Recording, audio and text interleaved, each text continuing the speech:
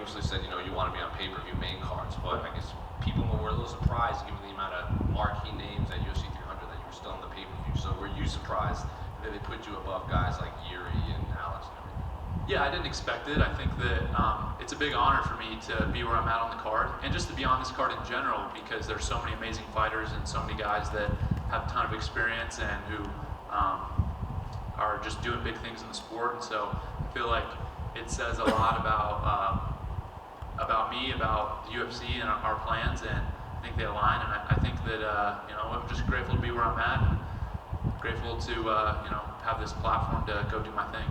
When they brought Cody Brundage's name to you, another guy with an extensive wrestling background, not at your level, but he obviously wrestled it for most of his life. So what did you make of his name when they approached you? Yeah, I was excited for that. I think that just getting to compete against another wrestler is a new challenge for me. Everybody that I've fought thus far, hasn't had a wrestling background, and so this will, I think, present different problems for me to solve in the fight, and that's going to be a big part of my development, is just continuing to get different looks and improve and feel different things in the cage. So hopefully he can give me a little resistance in there, and I'll figure it out. He was in here earlier, and he said he was glad he was getting you now. Like, he thinks right now is the perfect time to get you because you haven't developed quite as some of the other fighters in the division. Do you think he's kind of overlooking you, or is he just kind of talking that to kind of sell the fight? I think that makes perfect sense what he's saying, because I'm only going to improve and get better, right? Like, I think if it were up to him, he would have loved to get me like a year ago, right? So everybody knows that my capability and what I was able to do in wrestling, and I think they obviously assume that that'll translate over to fighting, and it has so far. So for him to say that, I think makes perfect sense, and I think for me it's just continually improving and moving forward. And my goal isn't to win. I obviously want to win this fight, but my goal is to be the pound-for-pound #1 fighter in the world and UFC champion. So this is a part of that process. And you were obviously in the headlines for your comments about Jordan and Burrow and everything. So I guess what's the wrestling community reaction to that, the reception to your comments? Yeah, it's interesting. I definitely expected the wrestling community to be maybe taken aback by it or a little surprised, just given his standing in the community.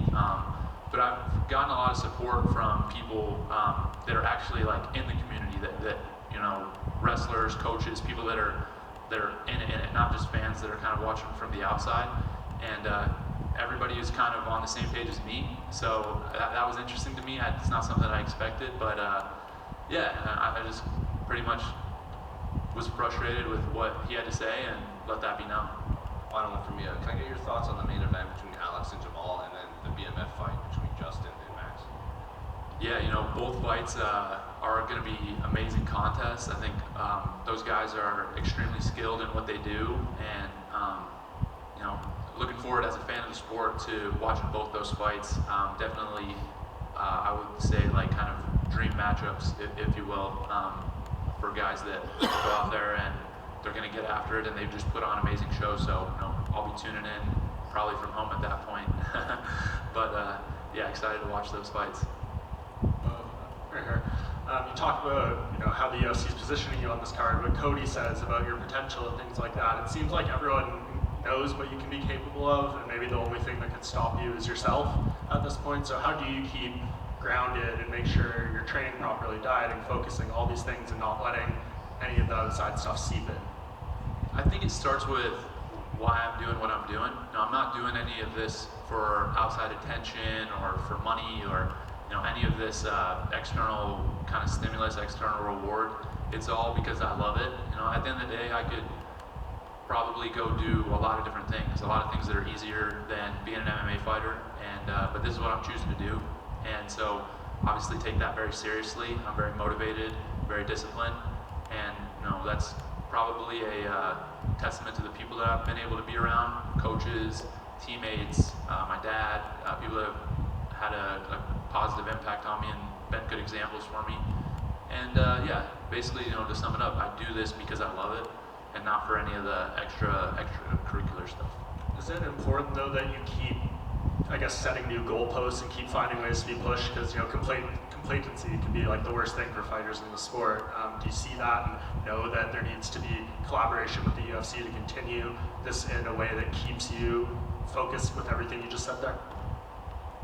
No, I think that there's definitely collaboration. I feel like when I look at the UFC and myself, I see us as we're on the same team. You know, we want the same things, and so you know that's something that I think has been a really positive relationship thus far, and we've been aligned, and you know I think that will continue moving forward.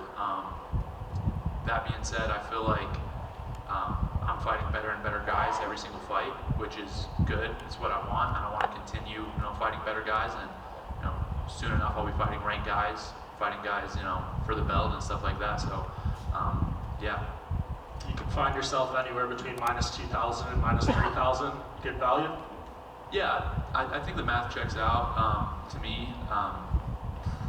If I'm being honest, any number on me like is basically just free money at this point. So. I have had some people asking me, you know, predictions and things like that for the fight, and it's really tough to predict the fight, but I know I'm going to win. That's the only thing I'm really sure of. Hey, Bo, just sort of piggybacking on that, do you feel like you have the most pressure on the card because of the betting odds, right? You look at some of the other fights, no one's like a -2,000 favorite. Do you feel like you have the most pressure? You know, pressure is such an interesting thing because it's really just all of your perception, and all the pressure that I feel comes from internal, you know, it comes from myself, and you know, I put pressure on myself because I love what I do, I care about it, and I train really hard, and really that's all I feel, you know. I think that my coach at Penn State, Cale Sanderson, he's talked to us about pressure a lot, and you know, to sum it up, it's okay to be nervous, it's okay to feel pressure, it's just not good to be nervous about that. So for me, I know I'm going to feel this pressure because I choose that, and I'm the one that signs the contract that decides that I'm going to go out there and fight, and I do it because I love it. Who did you get to work with for this camp leading into the fight with Brundage? Fortunately, this camp, I've had a lot of really good training partners. Obviously, my two guys at home in Pennsylvania are Anthony Cassar and Musa Al-Suleimani, both national champions, one in wrestling, one in boxing, so high-level guys, and you know, two of my best friends, so those are guys that I'm working with on a daily basis. And then I was also grateful that I was able to go down to Florida, train with some really high-level guys down there at American Top Team. Johnny Evelyn, Marvin Vittori, you know, are a few names that I was able to get some rounds in with, and so really, you know, feel like I had a really good camp and feel well prepared. Does that give you confidence, obviously working with a guy like Evelyn, who, you know, Bellator champ and, you know, competing at a high level, Vittori's a ranked middleweight, like, is that a good way to kind of gauge where you are in the division? Yeah, I think so. You know, for me, development is very important. It's important for me to push myself against the best guys, and I think that, you know, obviously it's cliche, but people talk about, you know, train hard and fight easy, and that is the way I see it, though. That's been the way I've seen it since I was a kid, and I always, you know, traveled to get the best training partners when I was in middle school and high school, and then going to Penn State for college. I obviously had the best training partners in the world, and you know, I'm taking that same mindset into MMA, and I want to work with the best guys, best coaches, and I feel fortunate and grateful that they're, you know, wanting to work with me as well. And if all goes well, like you're saying, and you get a finish, and it's another impressive performance, is this sort of the last fight you think before you start getting you to fight maybe like a ranked opponent or like a more notable opponent in the division? Do you feel like this is kind of the last one? It's possible. You know, I think that that's a conversation between myself and the UFC, and we'll figure out what we want to do. But I'm not in a rush. You know, I'm only 28 years old. I just turned 28, and I got a lot of more time to continue to improve and develop and get better. But again, you know, I've said it before, I'll say it again, the goal is to be the pound for pound #1 fighter in the world, you know, and I want to continue to fight better and better guys, but at the same time, you know, focus on the improvement aspect of it. Like, I need to get better to get to where I want to be, and so whatever the development looks like and the process, then that's what it'll be. Just last one for me. Khamzat Chimaev now looks like he's a mainstay at 185, just fighting Robert Whittaker coming up. I know this is down the line, but you got to be a bit excited about that potential matchup just with both of your styles. Definitely excited about that matchup. You know, I think obviously Khamzat's a little bit ahead of me in terms of position in the organization and rankings, but I feel like, you know, that's a matchup that a lot of people want to see, and you know, that fight with Whittaker is going to be an amazing fight. Two guys that are competing at a very high level, and I'm looking forward to watching it, and definitely looking forward to that fight down the line. Hey, Bo. When you were 8 years old, you told your parents that you wanted cauliflower ear. Is that a moment where you know you're going to dedicate your whole life to the world of combat? I think, it was. I think that I was just around it so much. My granddad wrestled in college. He was a wrestling coach. My dad wrestled his whole life, was a wrestling coach. And so it was just something that's what you're around, right? And the guys that I looked up to were high school wrestlers, college wrestlers, and they had it. And so for me, that was just my path. And again, there was other things I could have done, and it was never like something I was forced into, but I felt like it was my choice and what I loved. And I'll be involved in combat sports forever. Even when I'm done competing, I think that I'll coach at some capacity or be involved somehow. And touching up again on the main card placement, I know you're probably more aware than anyone that some people weren't really too fan of that. So does that add an extra chip on your shoulder or motivation to go out there and make an even bigger statement?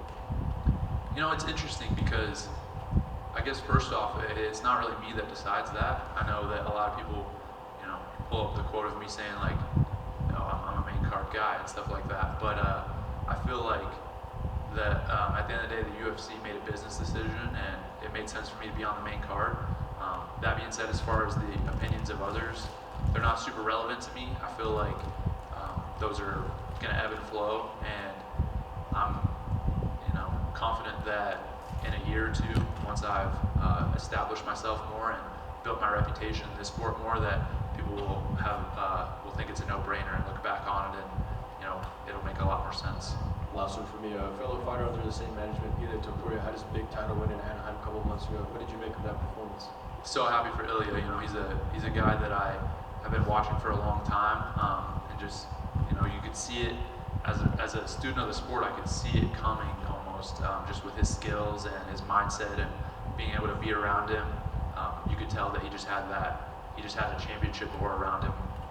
Probably even before he got into the UFC. And so I was so happy to kind of see his dreams be realized, and it's definitely motivational for me seeing somebody come up and achieve his goals. That it's now I feel like I'm the next guy to go do that. Hey, Bo. I was wondering, how has being a father changed any of your mindset and just that approach to competition now, just having that, proverbial something more to fight for? It's interesting. I think that for me, I've always been very competitive. I'm always somebody that I'll do whatever I need to do in the competition to win.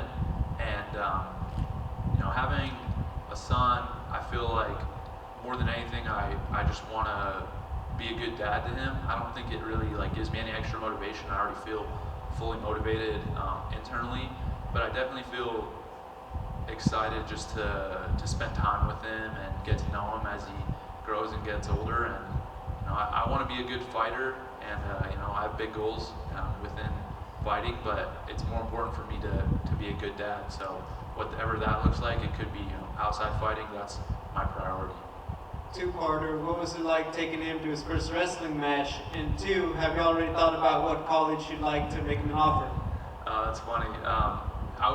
It was a really cool, kind of surreal moment to be able to bring him to a Penn State match at, I guess at that point he would have been, 2 months old, and just a cool experience. Obviously, I had a lot of great memories at Rec Hall in the Penn State arena, and to bring him there was special. And as far as him going to school or what he's going to do, I think that I would love it if he chose to do something different than me, just because I feel like he can be his own person and figure out what he likes. And if it's wrestling, then that's great. I'll obviously support him, but I definitely want to leave that up to him and let him figure that out. You mentioned Penn State. Real quickly, what are your thoughts on them breaking the tournament record scoring points that's been since 1997? Yeah, amazing. I think the team this year at Penn State was extremely special. A lot of special individuals, comprised that team. Had two. Obviously, you mentioned the team scoring record, but also 2 4-time NCAA champions in the same year, which there's probably no way that's ever going to happen again. And so, for me, I'm just grateful to be able to be around those guys and still be in there and training with these guys on a daily basis. They obviously help me a ton in keeping my wrestling sharp, and I'm grateful that I just get to be around high level people. It's something that I feel like is a big blessing. Bo, can I get one? You are very dialed in, heard you on the Rogan podcast. You're very regimented, very wise beyond your years with your schedule and your training and all of that. Cody was in here. He was saying that some people around him, they said that you're like the Jesus Christ of MMA. I believe that as you keep climbing the ladder, people will try to pick at that cool, calm psyche. One, what do you think about that? And two, can you walk on water? Well, I definitely, I don't love that comparison as a Christian. I think it's, I don't really feel like that about myself at all. I think that I'm just trying to do my best out here, and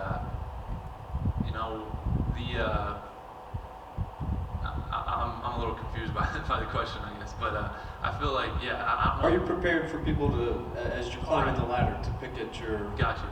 calm, cool demeanor?